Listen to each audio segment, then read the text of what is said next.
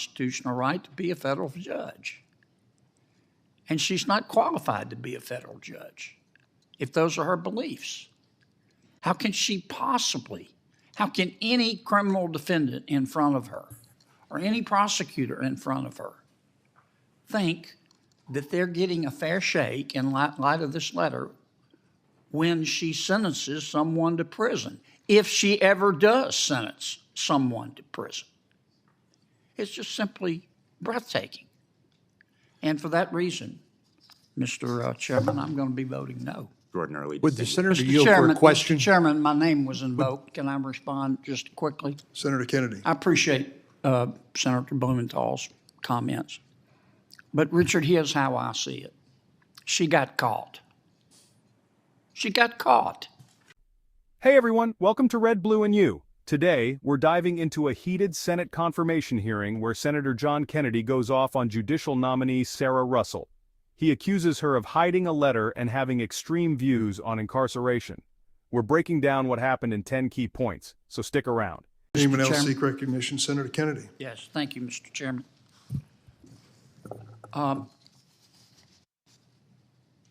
Ms. Russell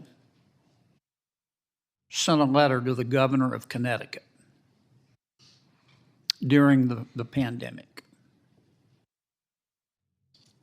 Here's what she said, quote, "As they stand, prisons and jails are detrimental to public health and human rights and disproportionately harm marginalized communities, including Black, brown, indigenous, and other communities of color, immigrants, people with mental illness, people with disabilities, people in the LGBTQ plus community, people who use drugs, people engaged in sex work and street economies, and people experiencing houselessness and poverty."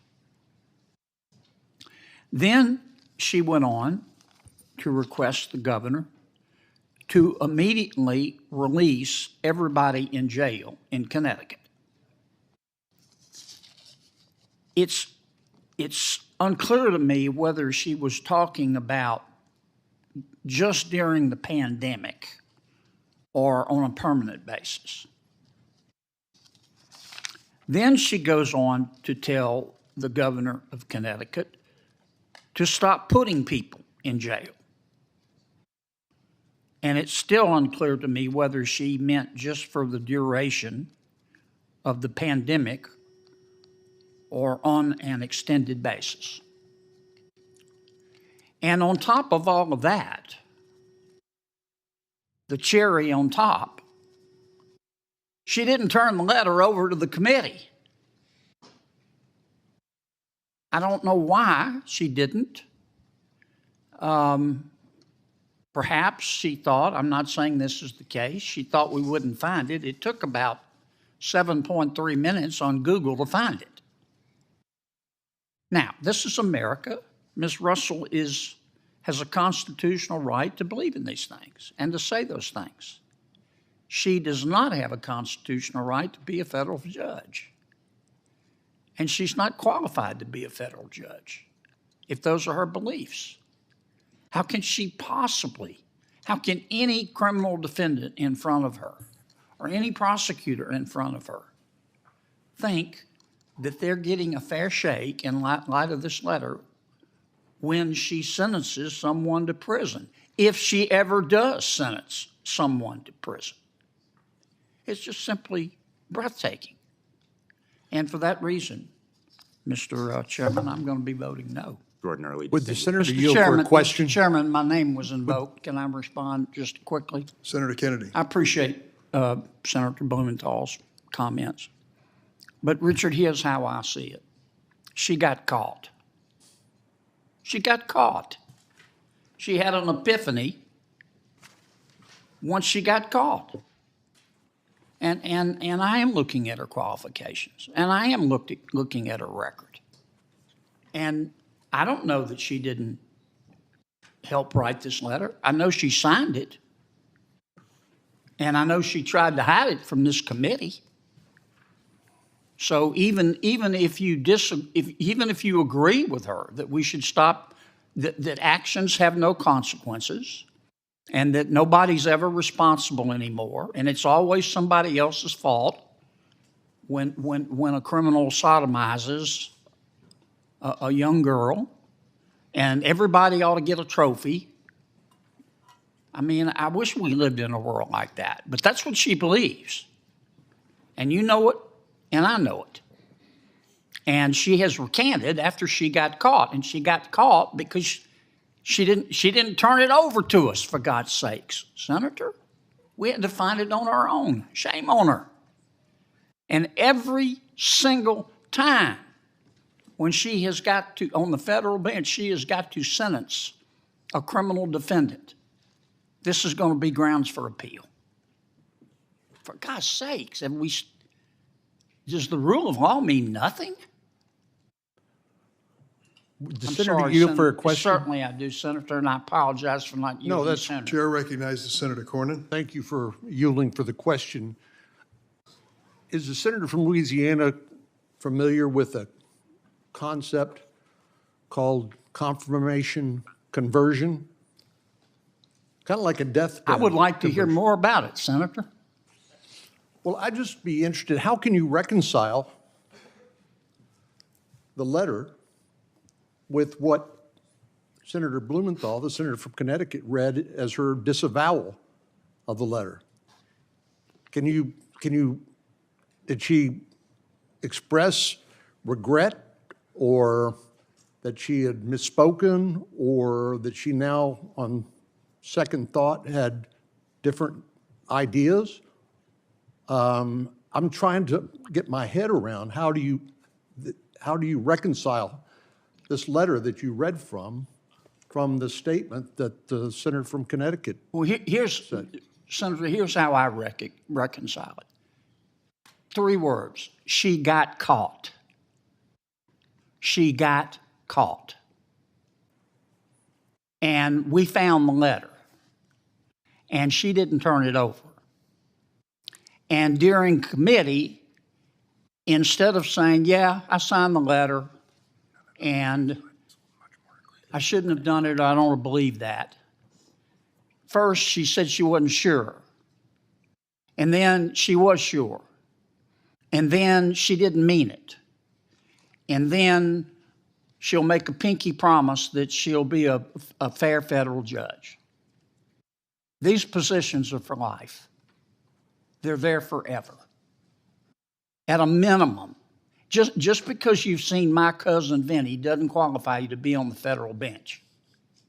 At a minimum, there ought to be a minimum level of integrity and a minimum level of adherence to the rule of law. And this lady sets a new standard. And I wish you didn't have to say that, but those are the facts. Would the senator yield for one last question? Of course.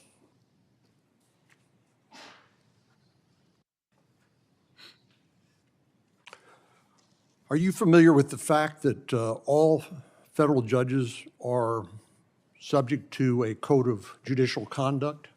Yes, sir. That would be all federal judges, correct? Yes, sir. Including members of the United States Supreme Court. Yes, sir. And is the senator aware of the fact that that code of judicial conduct that applies to all federal judges was actually promulgated in 1919? Yes, sir. I understand that's the case. And I'm trying to reconcile the chairman's statement that this code of judicial conduct that applies to the Supreme Court specifically, that was issued on November the 13th, that was the first time that members of the Supreme Court were subject to a code of judicial conduct. Isn't it the fact that the code of judicial conduct that applied to all federal judges applied to them as well? Yes, sir. And one of those, how can a litigant a citizen accused of a crime, somebody who goes to court to seek vindication for a wrong done to them, how can they have any confidence whatsoever in a judge that won't tell the truth? They can't.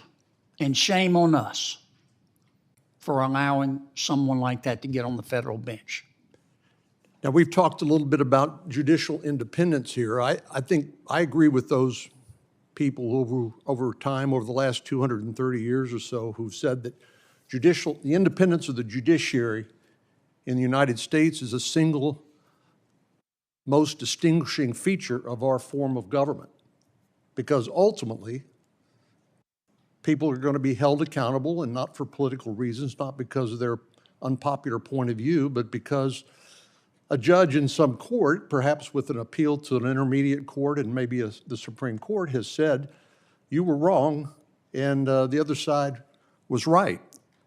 But we also said that these judges should be independent of politics. That's why they get lifetime appointments. That's why the Constitution says their salary cannot be diminished while they serve in office.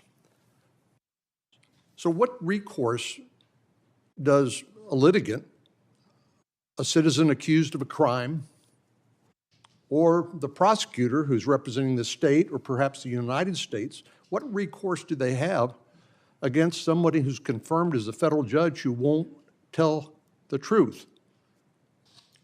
It's a mystery to me, and we're creating a real problem here, in my opinion, Senator. And a real problem for the efficient operation of our court. I mean, if I'm a criminal defendant or a criminal defense attorney, I'm going to do everything I can to try to get this lady as my judge. And if I'm a prosecutor, I'm going to try to avoid her, and I think this letter may very well be grounds for appeal in every single solitary case. I mean, she says it here. Big as Dallas. I don't believe in putting people in jail. If they're part of this particular group that she deems virtuous. Now, if you're not in her group of people that she deems underprivileged and virtuous, you're really at risk, apparently. But if you can fit yourself into, if you can somehow become black, brown, indigenous, an immigrant, people with mental illness, people with disabilities, people in the LGBTQ plus community, people who use drugs, if you can convince the judge that you have been engaged in sex work and street economies, or you are homeless or poor, then she thinks you should not be in jail. I've heard it said that the single most powerful public official in the United States is a individual federal judge. Have you heard that? Yes, sir. I think that's. And what recourse does Congress have to a federal judge who blatantly disregards their obligations under the law?